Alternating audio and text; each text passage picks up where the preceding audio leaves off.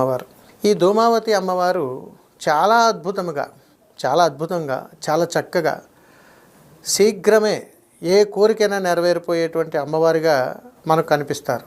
కానీ ఈ తల్లి పెట్టే పరీక్షలు ఉంటాయి చూసారా, చాలా కఠినతరంతో కూడినటువంటి పరీక్షలు. సాధన చెయ్యనివ్వదు, అమ్మవారిని ఆరాధనకు సమయాన్ని ఇవ్వదు, ఎన్నో రకాలైనటువంటి ఆలోచనలు పక్కదారి పట్టిస్తూ ఉంటుంది. తన వైపు మరల్చుకోవటానికి మనసుని నిత్యము పరీక్షకు లోను చేస్తూ ఉంటుంది ధూమావతి అమ్మవారు. ఈ తల్లి వర్ణించాలి అని అంటే ఈ తల్లిని ఈ జీవితం సరిపోదు, అంత గొప్పగా ఈ తల్లి వర్ణన ఉంటుంది. ఈ తల్లి ఎప్పుడూ కూడా తెలుపు రంగు చీరనే ధరిస్తుంది. ఏ మనిషి అత్యాశతో ఉన్నాడో, ఎవరికి అత్యాశ అయితే బాగా కలుగుతుందో, ఎవరికైతే జీవితంలో త్వరగా ఎదిగిపోవాలని అనిపిస్తుందో వారికి ఈ అమ్మవారి అనుగ్రహాన్ని ఇవ్వదు.